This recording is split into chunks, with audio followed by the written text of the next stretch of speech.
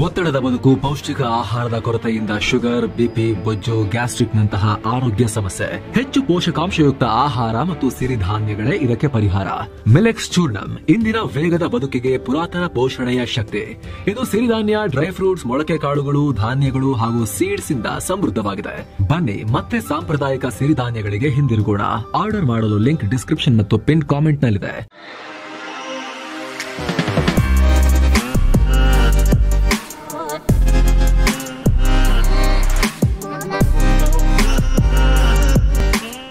Hi friends, ದಿನದ ಎಲ್ಲ ಪ್ರಮುಖ ಸುದ್ದಿಯನ್ನು ನಿಮಗೆ ತಲುಪಿಸುವ mastmaga.com ಫುಲ್ ನ್ಯೂಸ್ಗೆ ಸ್ವಾಗತ. ನಾನು ಅಮರ್ ಪ್ರಸಾದ್. ಸ್ನೇಹಿತರೆ, ಜಾತಿ ಜಾತಿ ಜಾತಿ ಅಂತ ಇಡೀ ಭಾರತದಲ್ಲಿ ಜಾತಿ ಆಧಾರದಲ್ಲಿ ಎಲ್ಲ ನಡೀತಿರೋ ಹೊತ್ತಲ್ಲಿ, ಪೊಲಿಟಿಷಿಯನ್ಸ್ ಜಾತಿಯನ್ನು ದೊಡ್ಡ ಅಸ್ತ್ರವಾಗಿ ಬಳಸ್ತಿರೋ ಹೊತ್ತಲ್ಲಿ, ಪಾಲಿಟಿಕ್ಸ್ನ ಆಧಾರವೇ ಅದಾಗಿರೋ ಹೊತ್ತಲ್ಲಿ, ಉತ್ತರ ಪ್ರದೇಶದ ಯೋಗಿ ಸರ್ಕಾರ ಜಾತಿ ಮೇಲೆ ಬ್ಯಾನ್ ಅನ್ನೋ ಗದಾ ಪ್ರಹಾರವನ್ನು ಪ್ರಯೋಗ ಮಾಡಿದೆ. ಎಸ್ಪೆಷಲಿ ಪೊಲಿಟಿಷಿಯನ್ಸ್ಗೇನೆ, ರಾಜಕೀಯ ಪಕ್ಷಗಳಿಗೇನೆ ಅನ್ವಯ ಆಗುತ್ತೆ. ಇದು ಎಕ್ಸ್ಪ್ಲೇನ್ ಮಾಡ್ತೇವೆ ಸಾರ್ವಜನಿಕವಾಗಿ. ಅದರಲ್ಲೂ ಕೂಡ ಪೊಲೀಸ್ ರೆಕಾರ್ಡಲ್ಲಿ ಜಾತಿಯನ್ನ ಬ್ಯಾನ್ ಮಾಡ್ದಂಗಾಗಿದೆ. ಈಗ ಜಾತಿಯನ್ನೇ ಬಳಸ್ಕೊಂಡು ದೊಡ್ಡ ಪ್ರಮಾಣದಲ್ಲಿ ಪಾಲಿಟಿಕ್ಸ್ ಮಾಡೋ ರಾಜಕಾರಣಿಗಳು, ಪೊಲಿಟಿಕಲ್ ಪಾರ್ಟಿಗಳು ಜಾತಿ ಆಧಾರಿತವಾಗಿ ಪೊಲಿಟಿಕಲ್ ರ್ಯಾಲಿಗಳನ್ನೇ ನಡೆಸೋ ಹಾಗಿಲ್ಲ ಮತ್ತು ಪೊಲೀಸ್ ರೆಕಾರ್ಡ್ನಲ್ಲೂ ಜಾತಿ ಹೆಸರನ್ನ ಬಳಸೋ ಹಾಗಿಲ್ಲ ಅಂತ ಹೇಳಿದೆ. ಸೆಪ್ಟೆಂಬರ್ 16 ಅಲಹಾಬಾದ್ ಹೈಕೋರ್ಟ್ ಆದೇಶ ಉಲ್ಲೇಖ ಮಾಡಿ ಭಾನುವಾರ ತಡರಾತ್ರಿ ಯೋಗಿ ಸರ್ಕಾರ ಈ ಆದೇಶ ಹೊರಡಿಸಿದೆ. ಯುಪಿ ಸರ್ಕಾರದ ಮುಖ್ಯ ಕಾರ್ಯದರ್ಶಿ ದೀಪಕ್ ಕುಮಾರ್ ಉತ್ತರ ಪ್ರದೇಶದ ಎಲ್ಲಾ ಜಿಲ್ಲೆಗಳಲ್ಲಿ ಎಲ್ಲಾ ಜಿಲ್ಲಾ ಮ್ಯಾಜಿಸ್ಟ್ರೇಟ್ಗಳು, ಕಾರ್ಯದರ್ಶಿಗಳು ಮತ್ತು ಪೊಲೀಸ್ ಮುಖ್ಯಸ್ಥರಿಗೆ ಈ ಆದೇಶ ಹೊರಡಿಸಿಬಿಟ್ಟಿದ್ದಾರೆ. ಯಾವುದೇ ಕಾರಣಕ್ಕೂ ಜಾತಿ ಆಧಾರಿತ ಸಮಾವೇಶ, ಕಾರ್ಯಕ್ರಮಗಳು ನಡೆಯಂಗಿಲ್ಲ ಅಂತ ಬ್ಯಾನ್ ಮಾಡಿಬಿಟ್ಟಿದ್ದಾರೆ. ಇದಕ್ಕೆಲ್ಲ ನೀವೇ ಜವಾಬ್ದಾರರು, ನೀವೇ ಮಾನಿಟರ್ ಮಾಡಬೇಕು, ಜಾರಿಗೊಳಿಸಬೇಕು ಆದೇಶವನ್ನ ಅಂತ ಆದೇಶದಲ್ಲಿ ಸೂಚಿಸಲಾಗಿದೆ. ಜಾತಿಯಿಂದ ಸಮಾಜದಲ್ಲಿ ಸಂಘರ್ಷ ಆಗುತ್ತೆ, ಭೇದ ಭಾವ ಹೆಚ್ಚಾಗುತ್ತೆ, ರಾಷ್ಟ್ರೀಯ ಏಕತೆಗೆ ಧಕ್ಕೆ ತರ್ತಾ ಇದೆ, ಇದು ಸಾರ್ವಜನಿಕ ಸುವ್ಯವಸ್ಥೆಗೂ ಸವಾಲಾಗಿದೆ ಅಂತ ಉಲ್ಲೇಖ ಮಾಡಿದೆ. ಇದರಲ್ಲಿ ಸುಮಾರು 10 ನಿರ್ದೇಶನಗಳನ್ನು ಕೊಡಲಾಗಿದೆ. ಇದರ ಪ್ರಕಾರ ಪೊಲೀಸ್ ದಾಖಲೆಗಳಲ್ಲಿ ಜಾತಿ ಆಧಾರಿತ ಗುರುತುಗಳನ್ನು ಮತ್ತು ಜಾತಿ ಆಧಾರಿತ ಚಿಹ್ನೆಗಳನ್ನು ಸಾರ್ವಜನಿಕವಾಗಿ ಪ್ರದರ್ಶನ ಮಾಡೋದು ಬ್ಯಾನ್ ಮಾಡಲಾಗಿದೆ. ಹಾಗೆ ವಾಹನಗಳಲ್ಲಿ ಜಾತಿ ಹೆಸರು ಬರೆಸೋ ಹಾಗಿಲ್ಲ. ಬರೀ ಹೆಸರು ಮಾತ್ರ ಅಲ್ಲ, ಆ ಥರದ ಸ್ಟಿಕ್ಕರ್, ಘೋಷಣೆಗಳು ಯಾವುದನ್ನು ಅಂಟಿಸ್ಕೊಂಡು ತಿರುಗಾಡೋ ಹಾಗಿಲ್ಲ. ಹಾಗೆ ಜಾತಿಯನ್ನ ವೈಭವೀಕರಿಸುವ ರೀತಿ ತಮ್ಮ ಊರಿನ ಮುಂದೆ, ಎಸ್ಟೇಟ್ ಮುಂದೆ ಸೈನ್ ಬೋರ್ಡ್ ಹಾಕೋ ಹಾಗಿಲ್ಲ. ಇದ್ರೆ ಕೂಡಲೇ ಅದನ್ನು ತೆಗೆಸಬೇಕು. ಈ ರೀತಿ ಇದ್ರೆ ಇನ್ಮೇಲೆ ಹಾಕಬಾರದು ಅಂತಲೂ ಹೇಳಲಾಗಿದೆ. ಅಲ್ಲದೆ ಸಾಮಾಜಿಕ ಮಾಧ್ಯಮಗಳ ಮೂಲಕ ಜಾತಿ ದ್ವೇಷವನ್ನ ಹರಡಂಗಿಲ್ಲ, ಜಾತಿ ಭಾವನೆಗಳನ್ನ ಪ್ರಚೋದಿಸುವ ಹಾಗಿಲ್ಲ, ಕೆರಳಿಸೋ ಹಾಗಿಲ್ಲ, ಅಂತಹ ಯಾವುದೇ ಕೆಲಸವನ್ನು ಮಾಡೋ ಹಾಗಿಲ್ಲ. ಜಾತಿಗೆ ಸಂಬಂಧಪಟ್ಟಂತೆ ಪ್ರೊವೋಕ್ ಮಾಡೋ ಥರ ಅಥವಾ ಕೆರಳಿಸೋ ಥರ ಹಾಗೇನಾರು ಮಾಡಿದ್ರೆ ಕಠಿಣ ಕ್ರಮ ತಗೊಳ್ಬೇಕು ಅಂತ ಕೂಡ ಆದೇಶದಲ್ಲಿ ಹೇಳಲಾಗಿದೆ. ಇತ್ತೀಚೆಗಷ್ಟೇ ಉತ್ತರ ಪ್ರದೇಶದ ಎಲ್ಲ ಪೊಲೀಸ್ ಸ್ಟೇಷನ್ಗಳಲ್ಲಿ, ಅದರಲ್ಲೂ ಕೂಡ ಸೂಚನಾ ಫಲಕದಲ್ಲಿ ಆರೋಪಿಯ ಹೆಸರಿನ ಮುಂದೆ ಜಾತಿಯ ಕಾಲಂ ಇದೆ ಅಂತ ಯುಪಿ ಕೋರ್ಟ್ ಹೇಳಿತ್ತು. ಈ ರೀತಿ ಯಾಕಿದೆ, ತಕ್ಷಣ ತೆಗಿರಿದನ್ನ ಅಳಿಸಿ ಅಂತ ಹೇಳಿ ಯೋಗಿ ಸರ್ಕಾರಕ್ಕೆ ಕೋರ್ಟ್ ಆದೇಶ ಕೊಟ್ಟಿತ್ತು.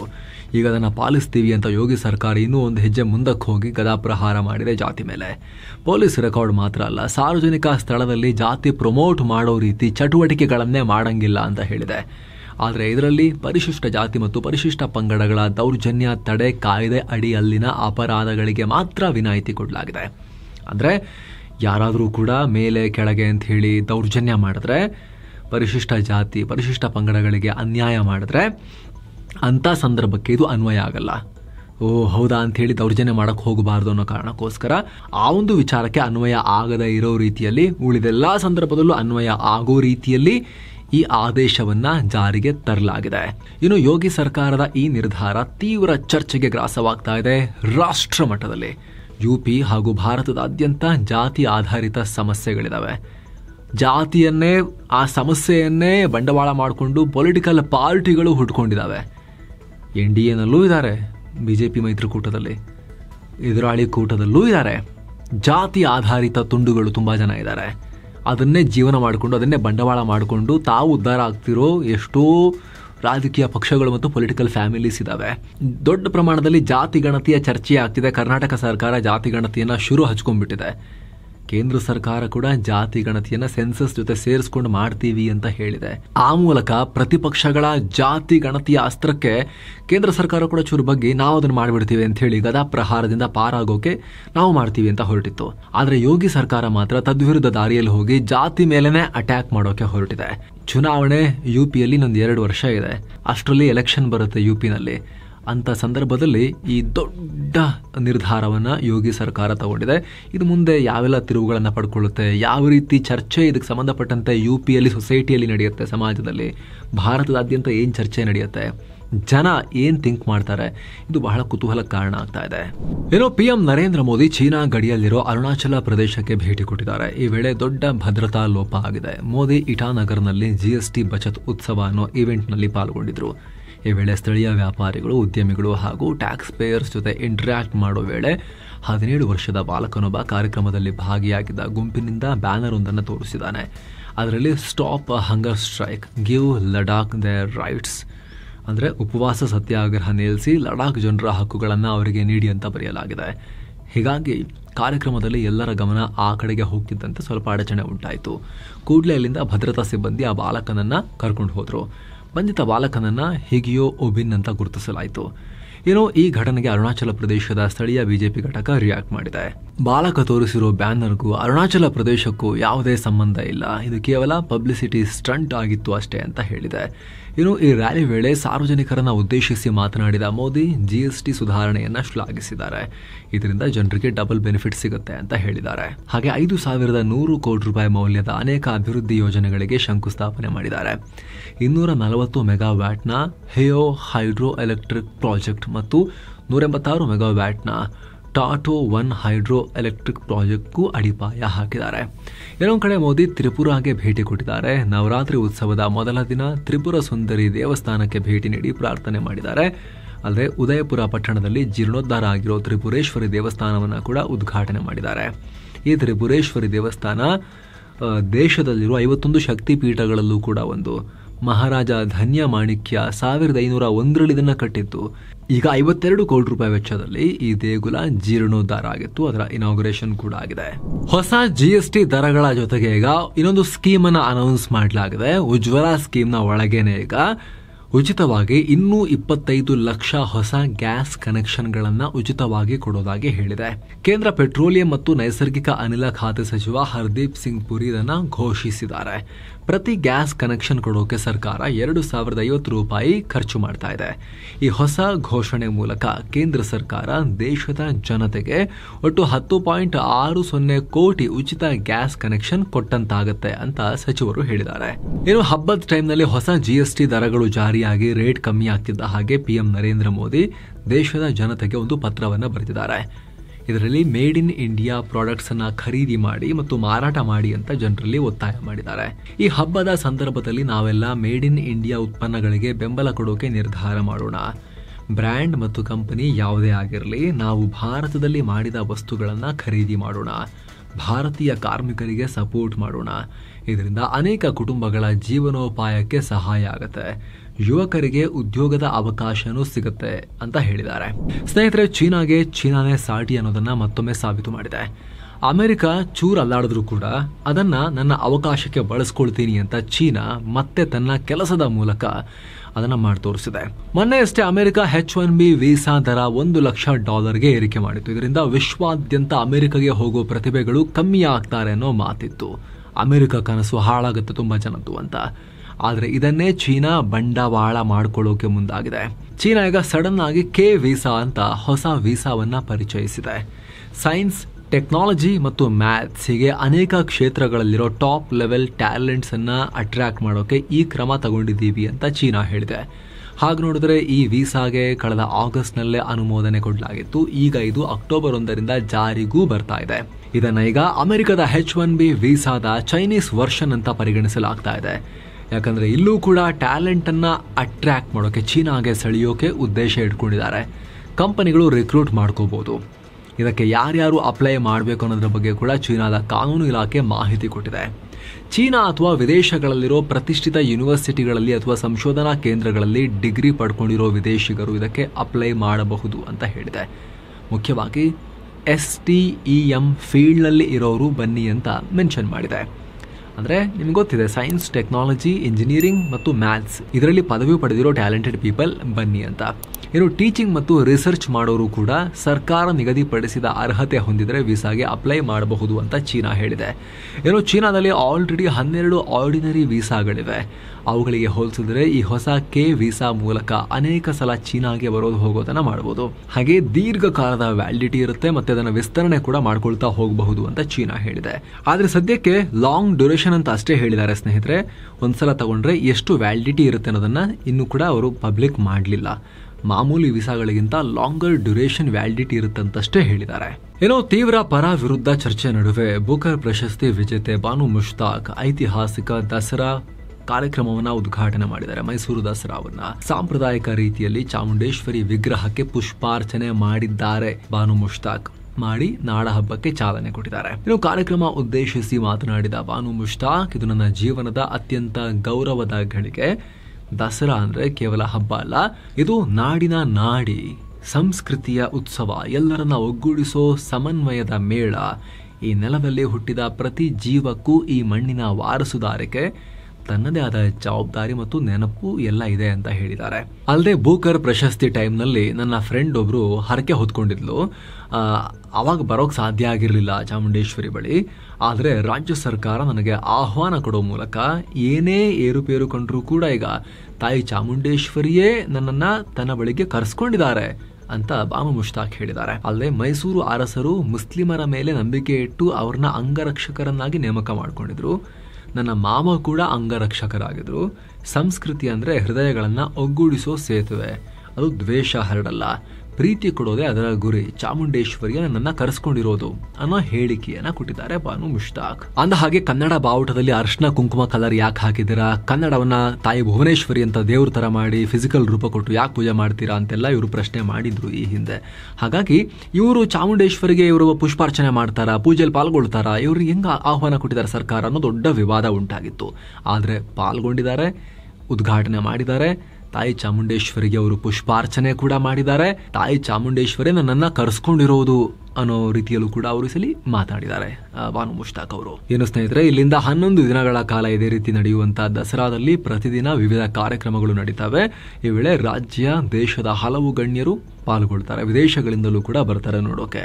ಮತ್ತೊಂದ್ ಕಡೆ ಭಾರತ ಮತ್ತು ಅಮೆರಿಕ ನಡುವೆ ಮುಸುಕಿನ ಗುದ್ದಾಟ ಇರೋ ಹೊತ್ತಲ್ಲಿ ಭಾರತ ರಷ್ಯಾದಿಂದ 5th ಜನರೇಷನ್ Su-57 ವಿಮಾನಗಳ ಖರೀದಿಗೆ ಯೋಚನೆ ಮಾಡ್ತಿದೆ ಅಂತ ಹೇಳಲಾಗ್ತಿದೆ. ಇನ್ನು ಸ್ಪಷ್ಟ ಇಲ್ಲ, ಹೇಳಲಾಗ್ತಿದೆ.